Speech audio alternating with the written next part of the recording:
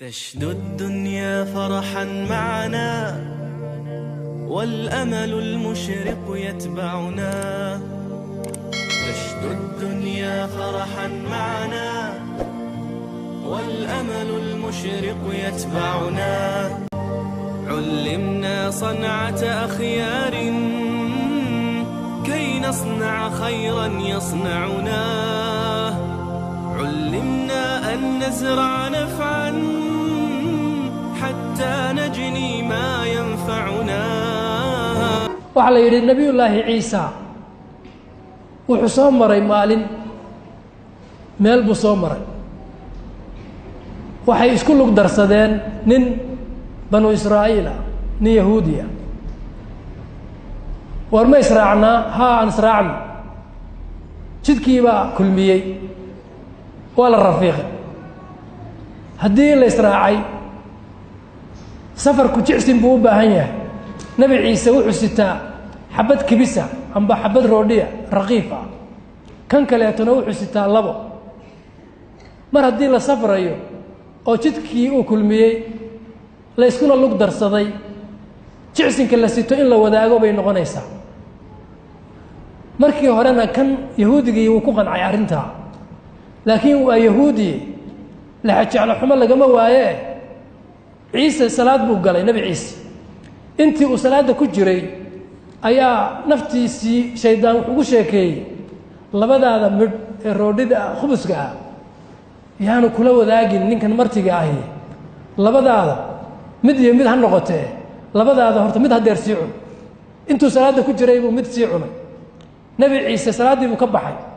nebi ciise wuxuu yihi labadii inoo keen jicsinkii aynu sidanay dee laba un baa la keenay tii saddexaad meeday tii awalba saddexba ma ahayna laba un bay ahayd buuli saddex ma jirine labadan un baynu sidanay awalba iska aamusay nebi ciise. safarkii waa iska sii wadeen arrimo ad yaab leh oo mucjizo ah cajaa'ib ah ayuu la kulmay nebiyullaahi ciisa oo kan wax lagu tusayo. waxaa ka mid ahaa nin buka oo jiran oo weliba aad iyo aad u dhibaataysan oo nebiyullaahi ciisa uu gacmaha mariyey ilaahay u baryey u duceeyey oo ilaahay subxaanahu wa tacaala uu sidiisii ku soo celiyey. markaasuu yaabay ninkii la socday oo yidhi subxaana allah arrintan mucjizada ah cajiibka nebiyullaahi ciisa. markaasuu ilaaha ku tusiyey arrintaa iyadaa baan kugu dhaariye xabaddii saddexaad yaa cunay. markaasuu yidhi saddex ma ahayn labaynu sidin waa iska socdeen. u fiirso hadda adduunyadu ehelkeeda say u gasho waa la socday laxajaalo xumadu siday dadka u gasho waa la iska sii socday. waxaa la yidhaahdaa markii dambe ugaadh deero ba wax la mid a ayuu qabtay nebiyullaahi ciisa waa la qashay waa la cunay. markii la cunay kadib ayuu nebiyullaahi ciisa mucjisooyinkiisa waxaa ka mid ahaa wax dhintay inuu yidhaahdo idanka ilaahay ku kaca. dabadeedna neefkii halka la cunay ee la qashay wixii ka soo hadhay buu yidhi idanka ilaahay ku kaca. waa iska kacday dabeedna waa oroday oo waa carartay oo halkaasay martay. subxaana allah buu yidhi kii yahuudiga ah. ciise wuxuu yidhi ilaaha ku tusay mucjisadaasaan kugu dhaariye yaa cunay xabaddii saddexaad. wuxuu yidhi xabad saddexaad ma jirin. waa la sii socday. markii dambe waxaa laga tallaabay webi. nebi ciisa gacanta qabtay waxay ka tallaabeen oo ka tallaabiyey webigii waa si mucjizo ah. xaggaa markay u tallaabeen buu yidhi mucjisadaasi aad aragtay ilaaha ku tusay baan kugu dhaariyey yaa cunay weli wuxuu la soo taagan yahay labaynu sidin. halkaa markay marayso ayaa waxay la kulmeen nebi ciise iyo ninkii la socday 3 kuus oo dhagxaan dahab ah ayaa la helay. saddexdii buu nebi ciise wuxuu yidhi tan adigaa iska leh tanna anigaa leh tanna waxa leh ninkii cunay xabaddii saddexaad. markaasuu kii ishayn waaye waa yahuudi adduun arkay iyo dahabe. markaasuu yidhi xabaddii ma ogay tii saddexaad anay igu tagtay anigaa cunay. waa tii intaas oo mucjiso laysla soo maray oo mar walba uu lahaa ilaahay baan kugu dhaariyey mucjisadaa ku tusaye yaa cunay uu lahaa ma jirin.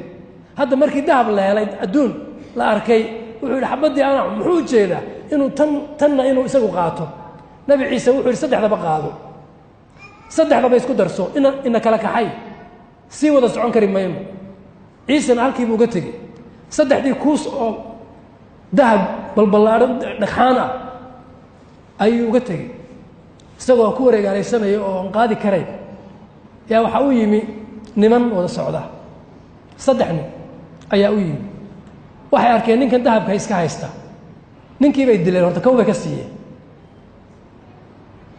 saddexdii waxay yidhahdeen saddexdan inagaa qaadanayna waana qaateen wax badan intayan ka socon ayay tashadeenna waxay yidhaahdeen tuulo taasaa inoogu dhow nin aan dirno tuulada ah inooga keeno jicsin iyo sahay nin baa la yidhi adigu tag meesha intii la sii socday ayaa midba shaydaanku niyaddiisa wax ku ridi labadii laga tegey halka kan ee ku hadhay waxaa shaydaanku ugu sheekeeyey dahabkan labadiinnu qaatoo qaybsada kan maqan ee jicsinka aad u dirateen marka uu soo noqdo jicsinka idiin keeno dila sidaasay ku tashadeen kii xaggan ku maqnaana isaguna wuxuu ku tashaday raashinkan iyo waxaan aad meesha geynaysid sii sumay nimanku gebigoodaba sumay sunta markay cunaan ha idlaadeen adigu u soo hadh dahabka kan sidaasuu isaguna ku tashaday waa soo noqday raashinkii iyo cunadii oo sumaysan buu sidaa kuwani kama hadlina ninkii markiiba waa dileen kow bay ka siiyeen waa kambaleen markay dileenna waxay hamuum kula dhaceen ilaa way gaajaysnaayeen raashinkii dabadeedna raashinkii markay cuneenna waa isku barbar dhaceen saddexdiina halkii bay ku halligmeen kii hore ay dileenna meel u dhow buu yaallaa nebi ciise mar kale ayuu soo noqday isagoo xawaariyiintiisii wata markaasuu dul yimi waa saddexdii dhagax oo dahab ahayoo sidoodiia kii hore oo mayda saddexdii dambe oo iyaguna iskhiyaameeyey oo saddexdiina wada mayd ah markaasuu yidhi addunyaa haakadaa tafcalu biahliha faxdaruuha hadal macnihiisu yahay adduunyadu sidaasay tahaye sidaasay ehelkeeda u gashaaye warhoy ka feejignaada نتنافس بالهمم العليا وطلاب القمة دافعنا ونسارع في الخيرات بلا كلل والفائز أسرعنا